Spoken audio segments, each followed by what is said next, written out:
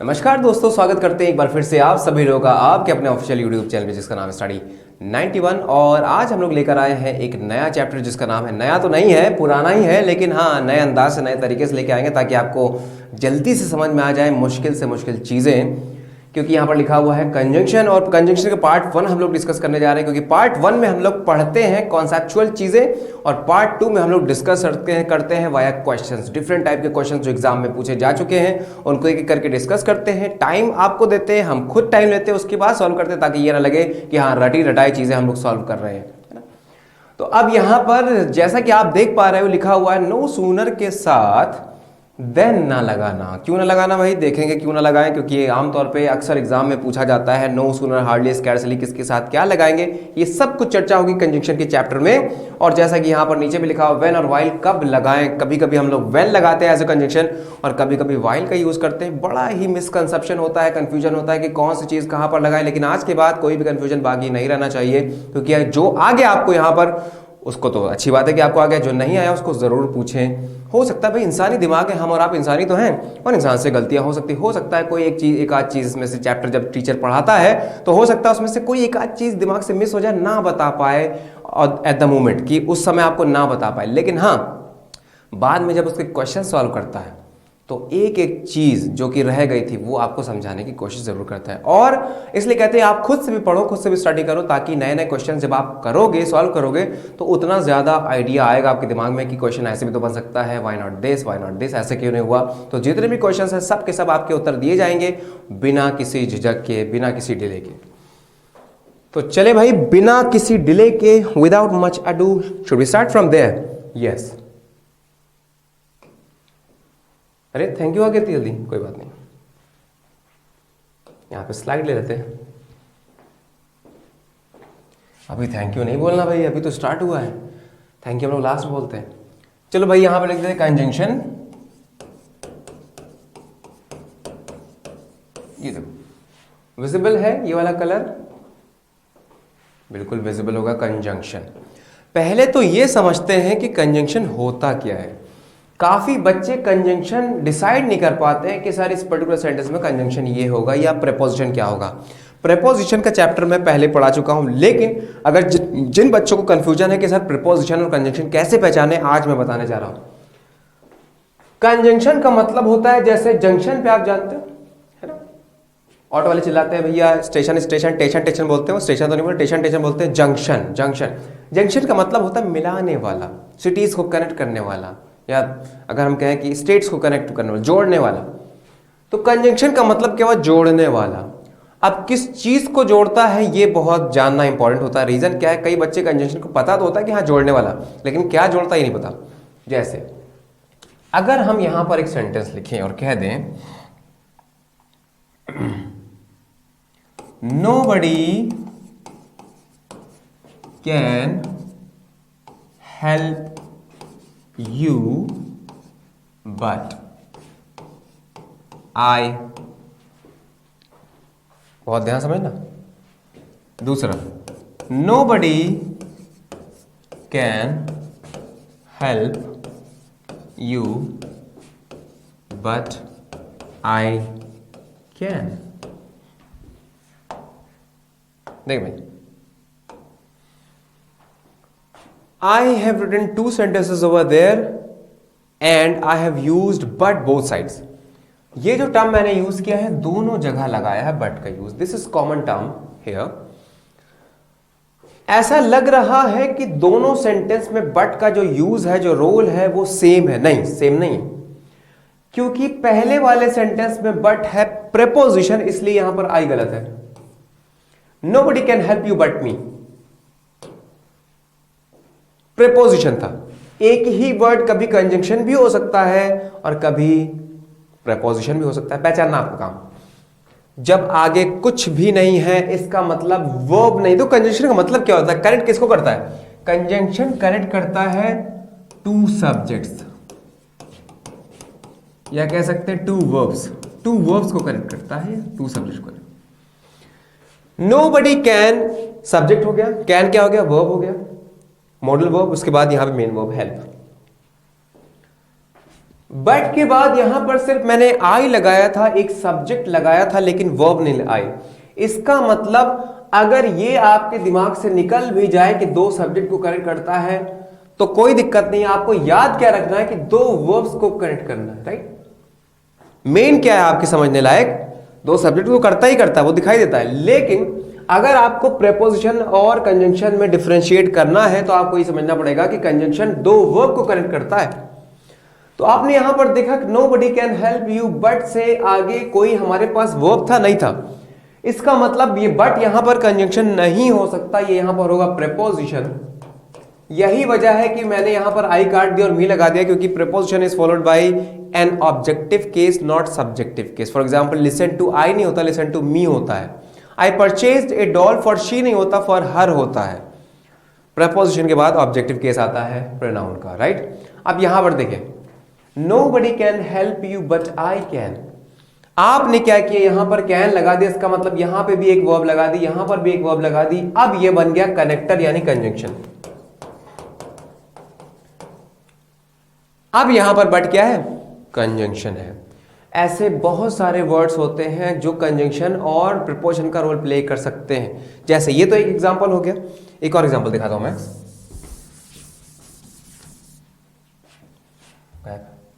चलो,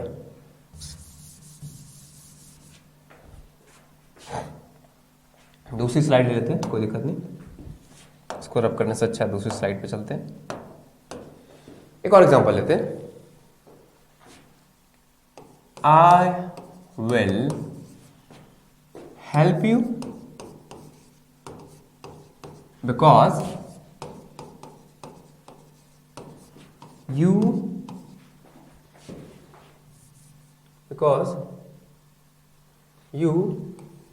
are good। देखिए, I will help you because you are good। दूसरा, I will help you for you are good। Third one, I will help you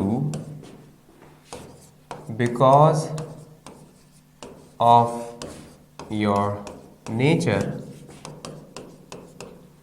एक और,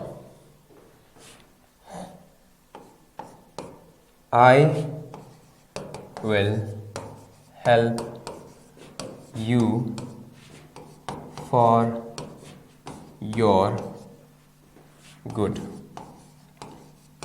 For your good। देखो, एक type के sentences मैंने इसलिए लिखे हैं ताकि आप ये ना कहो कि सेंटेंस चेंज कर दिया। सेंटेंस वही है, जो मैं आपको समझाना चाहता हूं वो आप देखें कि क्या समझाना चाहते हैं, राइट। पहले वाले सेंटेंस में I will help you because you are good. देखो, ये वर्ब है, बिकॉज के बाद ये भी वर्ब है। इसका मतलब इसका काम है दो वर्ब्स को जोड़ना, दो वर्ब्स को जोड़ना। तो ये क्या बन गया, कंजंक्शन। बिकॉज क्या हुई, कंजंक्शन हुई। अब देखिए, I will help you for you are good. For होती तो प्रेपोजिशन है, लेकिन यहां पर कंजंक्शन की तरह यूज किया है, बिकॉज का ही सेंस दे रहा है कि मैं तुम्हारी मदद करूंगा क्योंकि। फॉर का मतलब क्योंकि के लिए भी सेंस में यूज होता है, के लिए का सेंस नहीं। के लिए तो प्रेपोजिशन होता है, लेकिन यहां पर कंजंक्शन है। For you are good, again because का सेंस कौन दे रहा है, फॉर दे रहा है। ये भी वर्ब है, ये भी वर्ब है, इसका मतलब फॉर भी यहां पर क्या बन गया, कंजंक्शन। अब यहां देखिए, I will help you because of your nature. मैं तुम्हारी मदद करूंगा तुम्हारे नेचर की वजह से। Because of is a preposition, और प्रपोजिशन के बाद देखिए यहां पर योर नेचर के बाद कोई वर्ब है क्या। देखो, अगर आप इसको कंजंक्शन बोल दो तो क्या नेचर के बाद कोई वर्ब है, नहीं है। अगर इधर वर्ब नहीं मिली, इसका मतलब ये प्रपोजिशन। बिकॉज ऑफ क्या होता है, प्रपोजिशन। बिकॉज है कंजंक्शन, बिकॉज ऑफ है प्रपोजिशन। यहां पर देखो, आई will help you for your good, मैं तुम्हारी मदद करूंगा तुम्हारी भलाई के लिए। तो अब यहां पर देखो, फॉर जो है इधर तो वर्ब है, क्या इधर वर्ब है, फॉर योर गुड के बाद कोई वर्ब है, नहीं है। इसका मतलब फॉर यहां पर प्रेपोजिशन। तो उम्मीद है कि कोई भी अगर वर्ड लिखा हुआ जिस पर आपको डाउट है कि वो कंजंक्शन है या प्रीपोजिशन है, सिर्फ ये देखना कि दो वर्ब कनेक्टेड है या नहीं। अगर नहीं है तो प्रीपोजिशन होगा वो कनेक्टर, और अगर वर्ब मिल जाती है तो वो कंजंक्शन हो जाएगा, राइट। वर्ब मिल जाती है तो कंजंक्शन होगा, कनेक्टर होगा। वर्ब नहीं मिलती तो प्रीपोजिशन होगा। तो ये डाउट आपके दिमाग से अब क्लियर हो चुका होगा, उम्मीद है। तो अब आ जाते हैं चैप्टर में क्या क्या पढ़ना है, क्योंकि एग्जाम में क्वेश्चंस ही आते हैं। आपसे ये नहीं पूछेगा कि कितने टाइप की कंजंक्शन होते हैं, क्योंकि मैंने ऐसे बहुत सारे लेसन्स देखे हैं या यूट्यूब पे वीडियोस देखे हैं जिस पर बहुत सारे अच्छे टीचर्स ने कंजंक्शन के टाइप्स बताए। लेकिन मैं अगर आपसे कहूं कि टाइप्स आपको जानने की ज़रूरत नहीं है, क्योंकि एग्जाम में कभी आपसे टाइप्स नहीं पूछेगा। पूछेगा क्या, उसके देखो एग्जाम में जो भी क्वेश्चन बनता है वो बनता है उसके यूसेज के ऊपर। इसका मतलब आप अगर रटते हो तो रटना छोड़ दो, सिर्फ इंपॉर्टेंट कंजंक्शन यहां पर हम लोग देखेंगे और उनका क्या यूज है, यानी कि सेंटेंस में किस तरीके से यूज किए जाते हैं, और उस पर बेस्ड क्वेश्चन। तभी मैं हमेशा कहता हूं कि पढ़ो वो जो एग्जाम में है, वो ना पढ़ो जो जानकारी बढ़ाए, क्योंकि पीएचडी करने का काम, रिसर्च करने का काम हम टीचर्स का है, आप बच्चों स्टूडेंट्स का नहीं है। अगर जब टीचर बनने की सोचना तब पढ़ना है ऐसा, ठीक है। क्योंकि हमारे यहाँ पे क्या है कि कम से कम रिसोर्सेज में, कम से कम टाइम में और कम से कम लिमिटेड क्वेश्चंस में हम लोग अपना एग्जामिनेशन क्रैक कर पाए। हालांकि ये तो बहुत मुश्किल होता है कि कम से कम टाइम और कम से कम क्वेश्चंस में कर पाए, लेकिन अगेन वो कहते हैं ना, hard work versus smart work. Hard work तो अच्छा है ही, लेकिन उससे अच्छा है स्मार्ट वर्क, क्योंकि किसी भी जगह आप जाओ तो स्ट्रैटेजी बनाना बहुत ज़्यादा इंपॉर्टेंट होता है। मैंने कई बार स्ट्रैटेजी पे बात की है, आज नहीं करूंगा। Do not waste any time, just coming to the main topic, that is conjunction. और कंजंक्शन में सबसे पहले जो पेयर ऑफ द वर्ड पूछा जाता है वो पूछा जाता है, लिख देते हैं यहां पर, हार्डली, स्कैर्सली, या देखो फ्रंट में लिखा था नो सूनर, या नो सूनर, बड़ा सा एक स्लैश बनाया नो सूनर। पता है क्यों? क्योंकि ये दोनों एक जैसे यूज होते हैं, जबकि ये बिल्कुल अलग यूज होता है। कई लोग इसको याद करते, याद करने की जरूरत नहीं। मैं आज आपको तरीका बताने वाला हूं कि इसमें कौन सा कॉन्सेप्ट लगता है। रटने या याद करने की जरूरत नहीं है, क्योंकि आपने देखा होगा, एक सेंटेंस लिखते हैं, hardly I had gone there, comma, it started raining. क्या मतलब हुआ इसका? कि मैं मुश्किल से ही बाहर निकला ही था, hardly I had gone there, वहां मैं गया ही था कि बारिश होने लगी, ये कहना चाहता है। इसका मतलब ये हुआ कि यहां पर हार्डली, स्कैर्सली या नो सूनर से हम लोग सेंटेंस को कनेक्ट कर रहे हैं, मतलब कनेक्टर का यूज कर रहे हैं, कंजंक्शन का। यहां पे एडवर्ब नहीं है, यहां पे कैसे आ रहा है, कनेक्टर के बेसिस पे आ रहा है, राइट। अब होता क्या है, जब भी हम लोग इसको कनेक्टर के केस में लगाते हैं, हार्डली स्कैर्सली को कनेक्ट करते हैं दो पार्ट ऑफ द सेंटेंस को, तो बीच में अपार्ट फ्रॉम दिस एक कंजंक्शन यूज होता है दो बातों को कनेक्ट करने के लिए, क्योंकि हार्डली स्कैर्सली क्या होता है, कनेक्ट नहीं कर सकता। तो अब आप क्या बता सकते हो कि इस पर्टिकुलर सेंटेंस में क्या एरर है? क्या ये मैंने सेंटेंस सही लिखा या गलत लिखा? Hardly I had gone there, it started raining. बता सकते हो? लोग ये कहते हैं कि जब भी हार्डली स्कैर्सली का सेंटेंस यूज करो, स्टार्ट करो, शुरुआत में जब आए और उसके बाद दो सेंटेंसेस कनेक्टेड हो, बीच में comma is not sufficient, comma लगाने की जरूरत नहीं। कहते हैं कि बीच में कनेक्टर व्हेन लगाओ, है ना, व्हेन लगाओ। तो यहां पर हम व्हेन लगा दें तो सेंटेंस सही हो जाएगा, है ना। लेकिन अभी पिक्चर बाकी है। कई लोग इसको रटते हैं कि हार्डली, स्कैर्सली, नो सूनर के तुरंत बाद वर्ब आता है। क्यों आता है ये नहीं पता। क्यों आता है मैं पहले भी आपको बता चुका हूं एडवर्ब के चैप्टर में, क्योंकि रूल ऑफ इन्वर्जन नाम की एक चिड़िया होती है, मैं आपको बता चुका हूं चिड़िया के बारे में, जो ये कहती है कि अगर एडवर्ब से शुरुआत करते हो, हार्डली, स्कैर्सली से या no sooner, adverb, no, never, not, इनसे जब सेंटेंस की शुरुआत की जाती है तो उनके तुरंत बाद हेल्पिंग वर्ब आ जाती है। सब्जेक्ट पहले नहीं आता उनके तुरंत बाद, पहले हेल्पिंग वर्ब आती फिर सब्जेक्ट आता है। इसका मतलब यही वजह है कि हार्डली से शुरुआत किया तो हैड यहां पर आएगा।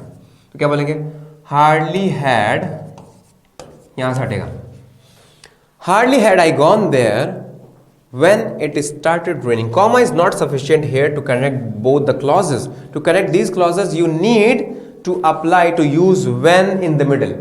When as a conjunction here. Whenever you start a sentence using hardly, scarcely as a conjunction here, you will have to use when in the middle. Always remember that. When, है ना, तब या जब के case में आ रहा है, जब बारिश होने लगी। मुश्किल से ही मैं निकला था कि जब बारिश होने लगी, राइट। ये सेंस आता है, ये कॉम्बिनेशन जाता है, इसमें कोई गलती नहीं होनी चाहिए कि इसके तुरंत बाद यहाँ पे वर्ब क्यों आती है, राइट। मैंने बताया rule of inversion is applied, क्योंकि जब भी आप एडवर्ब शुरुआत करते हो रूल ऑफ इन्वर्जन लगता है, जो कि कहता है सब्जेक्ट से पहले main verb, sorry main verb नहीं, मेन वर्ब भी लगा सकते हो लेकिन वर्ब, हेल्पिंग वर्ब पहले आती है। Hardly had I gone there, clear है। कुछ सेंटेंसेस में मेन वर्ब भी आती है, मैं बताऊंगा आगे कौन सेंटेंस, वो स्पेशल टाइप के सेंटेंस होते हैं जिसमें रूल ऑफ इन्वर्जन में मेन वर्ब आ जाती है। जैसे हम कहें here comes he, hair goes he, ये भी सही है, hair goes he, here comes he, ये भी सही है।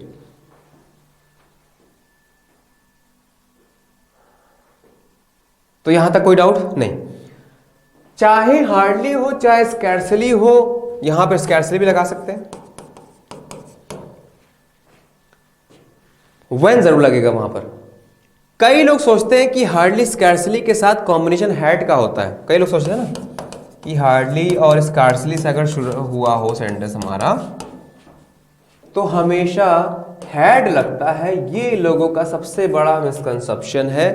और लोग ये भी कहते हैं कि जब नो सूनर से स्टार्ट होता है, जब नो सूनर से स्टार्ट होता है तो लोग ये भी कहते हैं कि डिड का यूज किया जाता है इसके साथ, ये भी गलत है।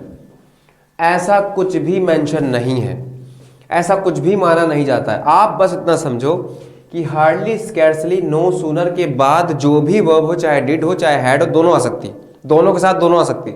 हार्डली स्कैर्सली के साथ डिड भी आ सकता है, लेकिन जैसे ही यहां पर डिड आएगा, हार्डली डिड, तो यहां पर गॉन नहीं होगा, गो हो जाएगा, राइट। बस इतना समझो कि डिड आएगा तो वर्ब की फर्स्ट फॉर्म, हैड आएगा तो वर्ब की थर्ड फॉर्म आपको लगाना पड़ेगा।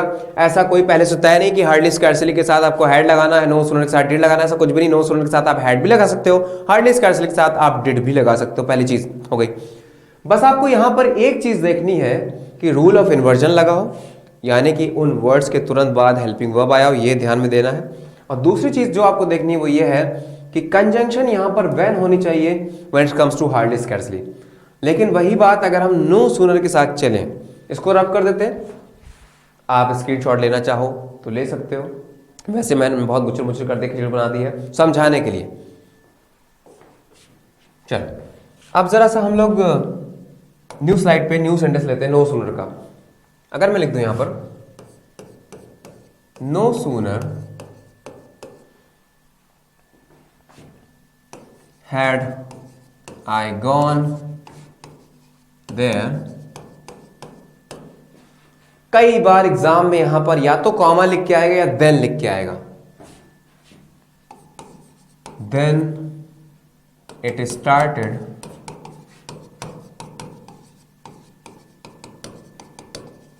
रेनिंग। देखिए भाई क्लियर हो रहा है सभी को। No sooner had I gone there then it started raining। Thumbnail में पहले कवर पेज पे लिखा ही हुआ था कि अगर आप then लगाते हो नो सूनर के साथ तो हो जाओ सावधान, क्योंकि आप गलत करते हो। अब रटने वाली चीज तो ये कहती है कि इसके साथ then लगा दो, then लगा दो, लेकिन क्यों लगा दे ये समझ लें। यहां पर बेशक then लगेगा, then नहीं, then THAN, क्योंकि यहां पर लिखा हुआ है नो सूनर, ER का मतलब comparison.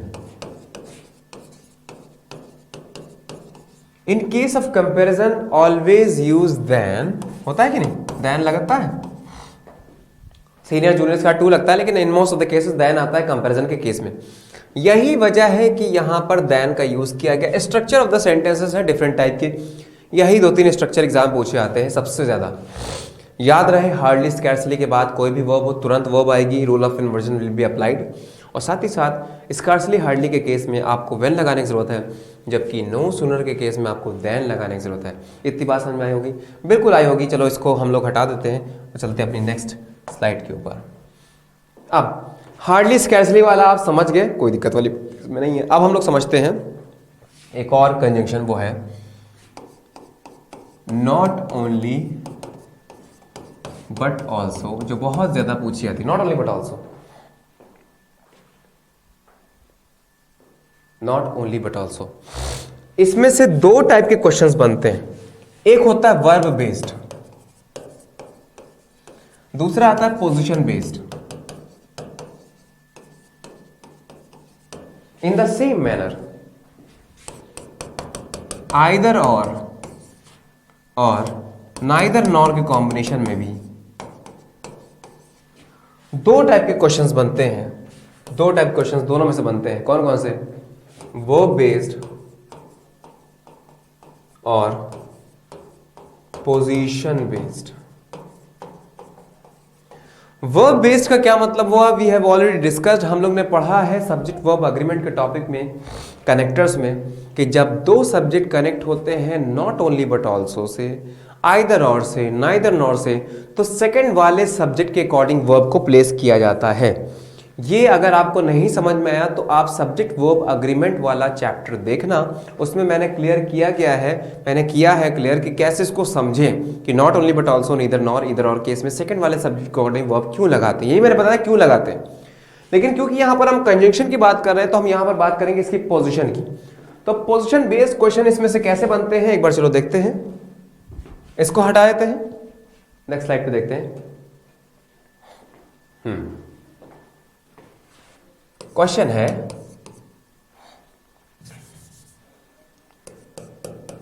Indian articles are not only famous in India but also in Bangladesh. देखिए भाई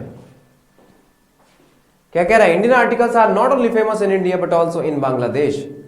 ये सेंटेंस मैंने गलत लिखा, पता है क्यों? रीजन क्या है? क्योंकि कहना ये चाहता है कि इंडियन आर्टिकल जो है वो ना ही केवल इंडिया में बल्कि बांग्लादेश में फेमस है, लेकिन मैंने ये नहीं कहा, मैंने कुछ और कह दिया कि Indian articles are not only, ना ही केवल फेमस है, इंडियन आर्टिकल्स ना ही केवल फेमस है बल्कि नोटोरियस भी है, कुछ और भी है। कंपैरिजन फेमस में नहीं करना है, इंडिया और बांग्लादेश में करना है, कंट्री टू कंट्री कंपैरिजन हो रहा है, फेमस पे कोई भी कंपैरिजन नहीं। तो जो भी कॉमन टर्म होता है याद रखना हमेशा, ईदर कॉमन टर्म जितना भी है, ईदर हो गया, नॉट ओनली हो गया या नीदर हो गया, इनसे हमेशा पहले जाएगा, बाद नहीं लगेगा। तो क्या कहेंगे? इंडियन आर्टिकल्स आर फेमस, यहां पर आएगा, फेमस यहां से उठकर यहां पर चलाएगा।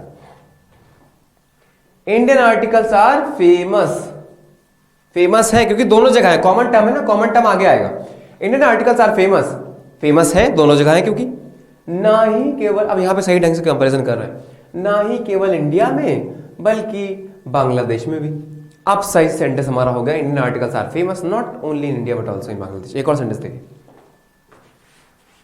आई not only watch movies but also serials. देखिए, I not only watch movies but also serials, यह भी गलत है। रीजन क्या है? जैसे आपने कहा कि मैं ना ही केवल देखता हूं, तो मतलब हुआ बल्कि घूरता भी हूं, नहीं ऐसा नहीं करना। देखता तो दोनों को, कंपैरिजन कहां पे क्रिएट हो रहा है?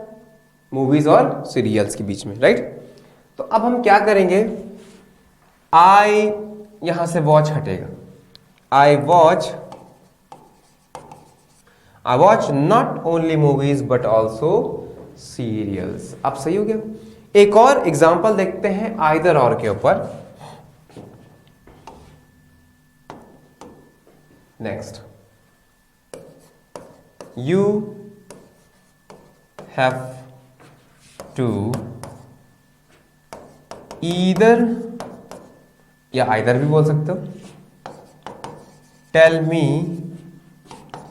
The whole story or the half or the half of it.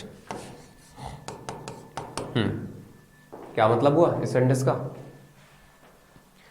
You have to either tell me the whole story or the half of it. कहना चाहता है कि आपको मुझे या तो पूरी स्टोरी सुनानी है या उसका आधा, लेकिन सुनाना तो दोनों है ना। यू हैव टू ईदर, आपको या तो बताना है या कहना है या सुनाना, ये नहीं।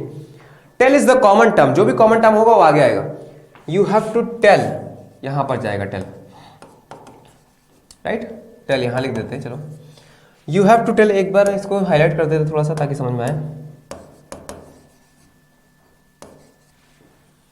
You have to tell, tell common हो गया ना। यू हैव टू टेल, यहां से टेल हटा देंगे। You have to tell either, sorry me भी आगे लिया, आप सही देखो। You have to tell me, आपको सुनाना, मुझे ही सुनाना है क्योंकि वो भी कॉमन था ना। You have to tell me either the whole story or the half of it. अब हमारा सेंटेंस सही हो गया। तो क्लियर हुआ कि नॉट ओनली बट ऑल्सो को, आइदर और को, नाइदर नॉर को कैसे यूज करते हैं when it comes to conjunction इस टाइप के क्वेश्चंस में, राइट, पोजीशन के टर्म में। नेक्स्ट देखते हैं अगला क्या है। कुछ सेंटेंसेस लिखूंगा और आपको बताना है उनमें करेक्शन। ये सब सेंटेंसेस का ही खेल है भाई। पहला, राम एज वेल एज, और यहां पर लगा दो बोथ। दिखाई दे रहा है सभी को ये both? Clear. Both Ram as well as Shyam are attending the party. देखिए, both Ram as well as Shyam are attending the party. Next, he has nothing else than knowledge. And the third question is, third sentence is, he has no other thing but knowledge.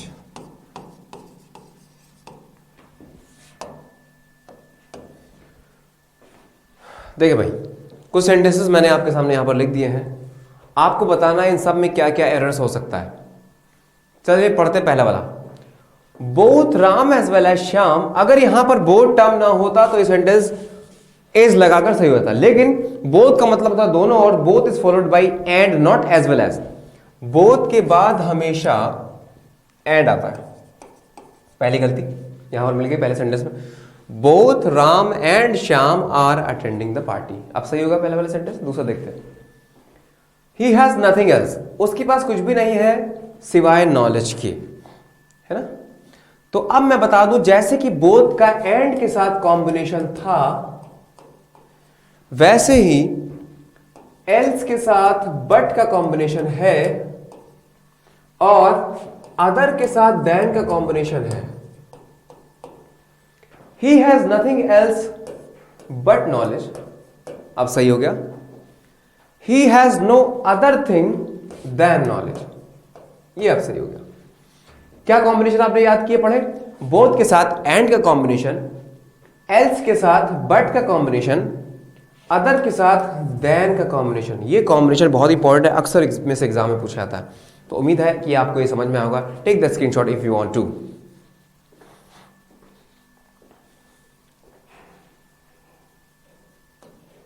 Next, अब एक बहुत important चीज है जो कि exam में अक्सर देखा गया पूछी जाती है, वो ये है, एक टर्म होता है लेस्ट, एक होता है अदरवाइज, जिसको हम लोग एल्स भी कहते हैं, अदरवाइज, लेस्ट। दोनों का मतलब लगभग एक होता है कि कहीं ऐसा ना हो या अन्यथा। लिख देते हैं, कहीं ऐसा ना हो या अन्यथा, या नहीं तो, एक मतलब होता है। लेकिन स्ट्रक्चर अलग अलग होता है, क्योंकि लेस्ट के साथ आता है शुड, जबकि अदरवाइज के साथ आता है विल। चलो भाई इसको इंप्लीमेंट करते हैं, देखते हैं। लिखा है walk carefully लेस्ट you will fall. Next, walk carefully otherwise और एल्स एक ही चीज है, अदरवाइज यू शुड फॉल। तो देखिए दोनों ही सेंटेंसेस को मैंने रॉन्ग तरीके से फ्रेम किया है, क्योंकि मैंने आपको बताया कि lest will be followed by should. तो जैसे मैंने यहां पे वॉक केयरफुली लेस्ट, कहीं ऐसा ना हो तुम गिर पड़ो, तो यहां पर विल भले ही सुनने में अच्छा लगा लेकिन शुड आएगा। लेस्ट यू शुड फॉल, और यहां पर वॉक केयरफुली समझ कर चलो अदरवाइज यू विल फॉल। तो उम्मीद है ये समझ में आ गया होगा ये pair of the words lest versus otherwise. आप इसका चाहे तो स्क्रीनशॉट ले सकते हो।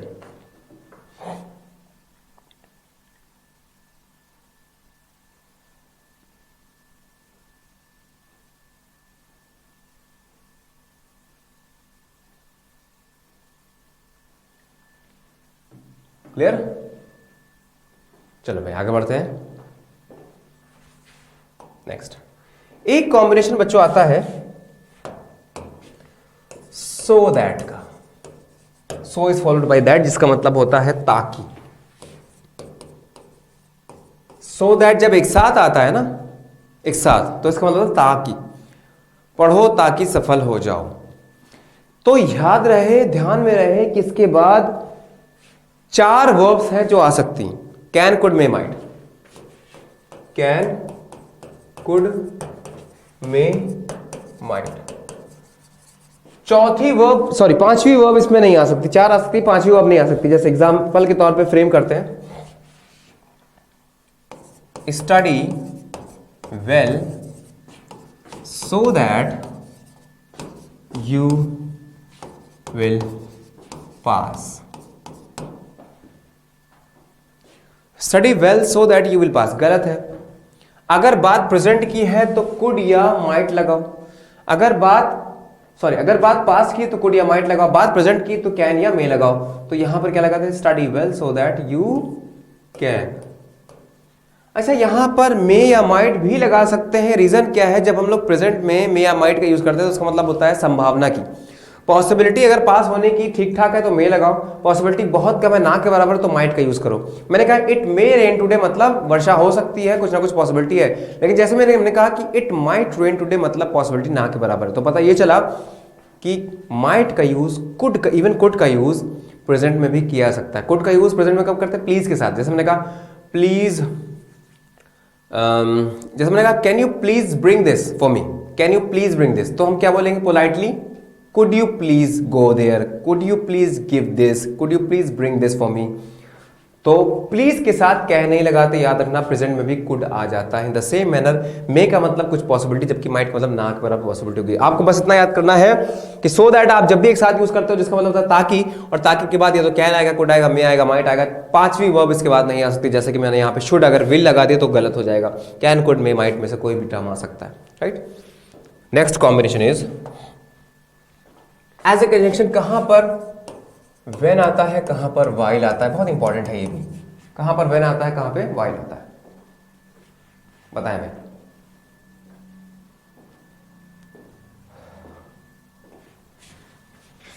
चलो सेंटेंस देखते हैं। When I was watching TV, चलो ऐसे लिख दिया। When I was watching TV, she was cooking। ठीक है। दूसरा, When I saw her, she was cooking।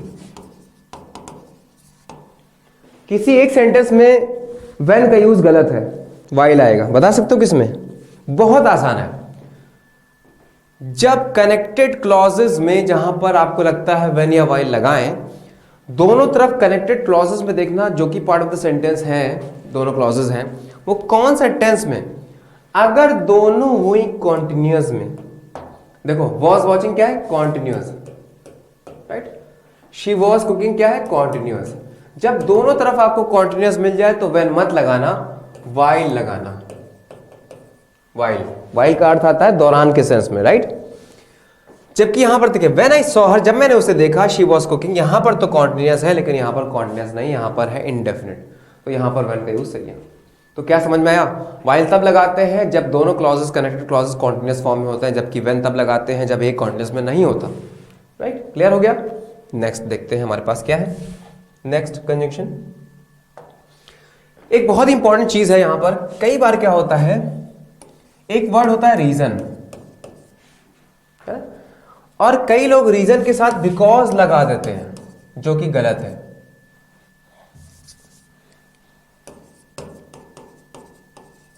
Reason के साथ कभी बिकॉज नहीं आता, क्या आता है, रीजन के साथ दैट आता है। अच्छा, इसको भी याद करने की और रटने की जरूरत नहीं है। रीजन मैं आपको बताता हूं कैसे आपको तैयार करना है इसको, बहुत ध्यान दो सेंटेंस समझना। अगर मैंने कहा कि वह यहां नहीं आ सका क्योंकि वह बीमार था, ये तो सही है, वह यहां नहीं आ सका क्योंकि वह बीमार था।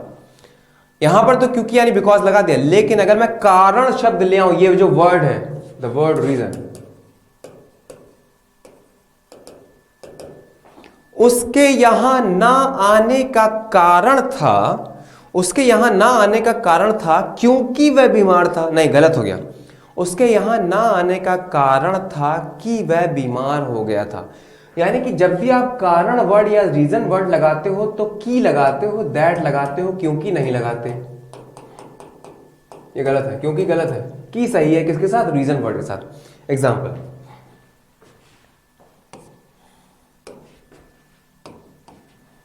he could not come because he was ill। देखें, he could not come because he was ill। और दूसरा, the reason for his coming late was because he was ill। देखें, he could not come because he was ill तो सही है, वो नहीं आ सकता क्योंकि वो नहीं आ सका क्योंकि बीमार था, लेकिन उसके यहां देरी से आने का कारण, the reason for his coming late, उसके यहां देरी से आने का कारण था क्योंकि वह बीमार था, नहीं कि वह बीमार था, दैट, बिकॉज नहीं। The reason for his coming late was that he was ill. उम्मीद है कि रीजन वर्ड के साथ आपको दैट लगाना, बिकॉज नहीं लगाना, ये अच्छे तरीके से समझ में आया होगा। नेक्स्ट जो कि बहुत ही इंपॉर्टेंट कंजंक्शन है, उसको भी डिस्कस कर लेते हैं। दो वर्ड होते हैं ये, दो एंड ऑल दो, बहुत बार एग्जाम में पूछा था, जिनका मतलब होता है यद्यपि, है ना।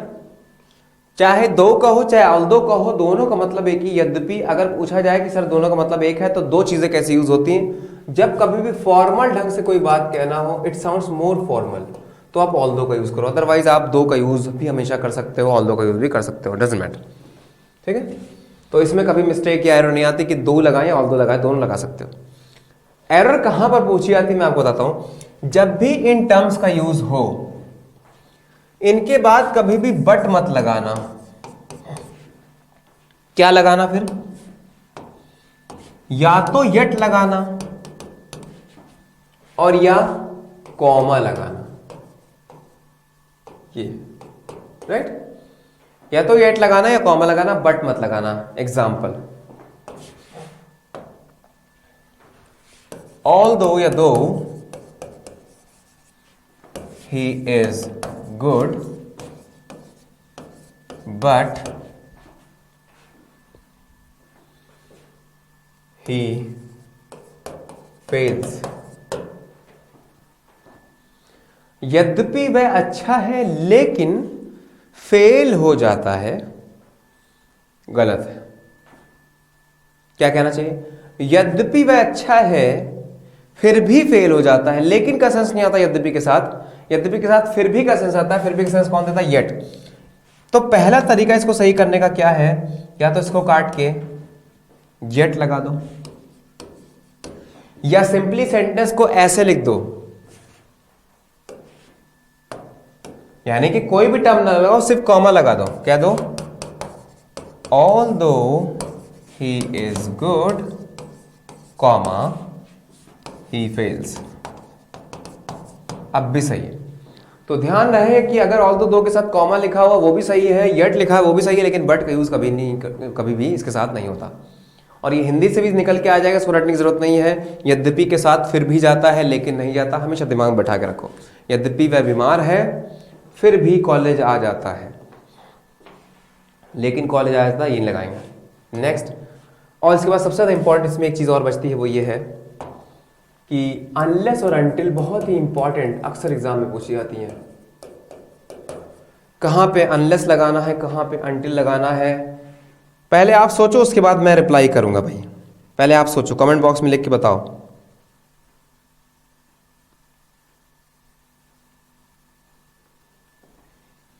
कि कहां पर अनलेस आएगा, कहां पर अनटिल आएगा, क्या मतलब होता है दोनों का।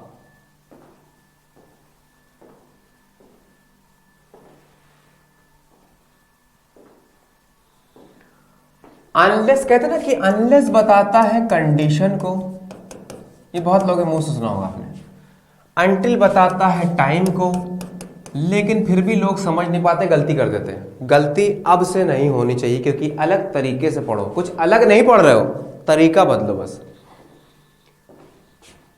ये सब भूल जाओ, बस इतना याद रखो कि अनलेस का मतलब होता है यदि नहीं। मतलब ये कुछ और नहीं बल्कि इफ नॉट है। इफ नॉट, यदि नहीं जहां पर लगाना हो वहां पर इफ नॉट यानी कि अनलेस लगाओ। और अनटिल का मतलब होता है जब तक की।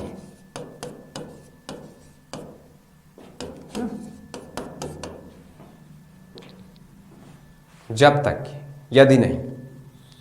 अब होता क्या है कि कई बार सेंटेंस में क्लियर नहीं होता कि हमारा फोकस या स्पीकर का फोकस जब तक की नहीं पर है, यानी टाइम पर है, या कंडीशन पे यदि नहीं।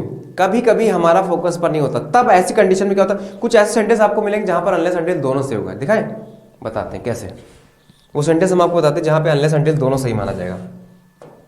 यही वजह है कि स्पोकन में कई लोग अनलेस और अनटिल दोनों लगाते हैं। अनलेस और until, unless until you submit your form. कैसे? बहुत ध्यान समझना। तुम्हें सैलरी नहीं मिल सकती जब तक कि तुम ये फॉर्म नहीं भर देते। तुम्हें सैलरी नहीं मिल सकती जब तक कि तुम फॉर्म नहीं भर सकते। अब इस सेंटेंस में मामला किस चीज का है भाई? टाइम का। ये फॉर्म तुम्हारे सामने रखा है, तुम भरो, अपनी सैलरी लेके जाओ। I am waiting for you. यहां पे टाइम भी कंसीडर किया सकता है कि जब तक तुम नहीं भर सकते हो, I am waiting for you. या ये भी कह सकते हैं तुम्हें सैलरी नहीं मिल सकती, अगर हम जब तक की ना बोले, यदि तुम ये फॉर्म नहीं भर देते। अब भी तो सही है, देखो, तुम्हें सैलरी नहीं मिल सकती यदि की हटा देंगे ना, यदि तुम ये फॉर्म नहीं भर सकते। एक तरफ कंडीशन, एक तरफ टाइम। इसका मतलब ये सेंटेंस ऐसे भी ट्रांसलेट किया जा सकता है दोनों तरीके से। You can't get your salary, unless भी लगा सकते हो, अनटिल भी लगा सकते हो। लगाना एक ही है, दोनों एक साथ नहीं। अनलेस भी यहां लगा सकते हो, अनटिल लगा सकते हो। You fill this form. Clear?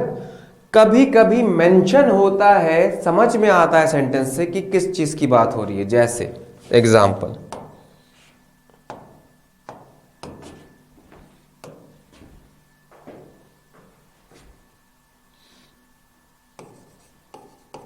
wait here unless I come back। देखिए, रुको यहीं इंतजार करो यदि मैं ना आ जाऊं, यानी कि यदि मैं नहीं आता हूं, है ना।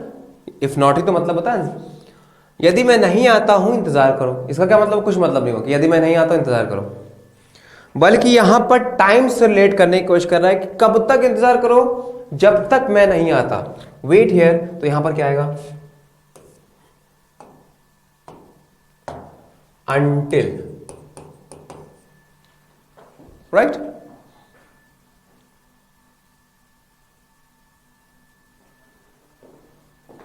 तो उम्मीद है कि आपको ये अनलेस और अनटिल की कंडीशन समझ में आई गई होगी।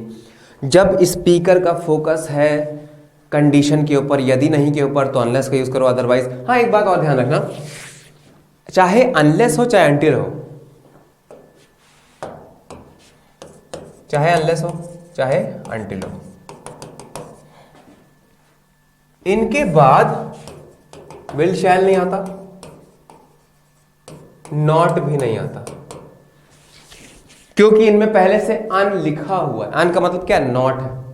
तो इनके साथ विल या शैल या नॉट का यूज ये नहीं किया जाता, राइट। उम्मीद है यहां तक सब कुछ आपके समझ में आया होगा। कोई ऐसी चीज जो ना समझ में आई हो, बताएं भाई।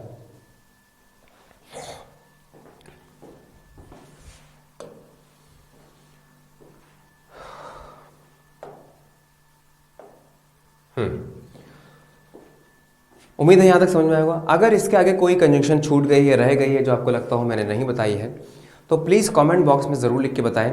एक कंजंक्शन आती है एज इफ, और एज इफ कंजंक्शन को मैं ऑलरेडी डिस्कस कर चुका हूं टेंस के चैप्टर में, कंडीशन सेंटेंस के चैप्टर में। क्योंकि एज इफ का मतलब होता है मानो, और इसके साथ जब कोई हेल्पिंग वर्ब आती है एज एम आर, तो हमेशा वर का यूज करते हैं।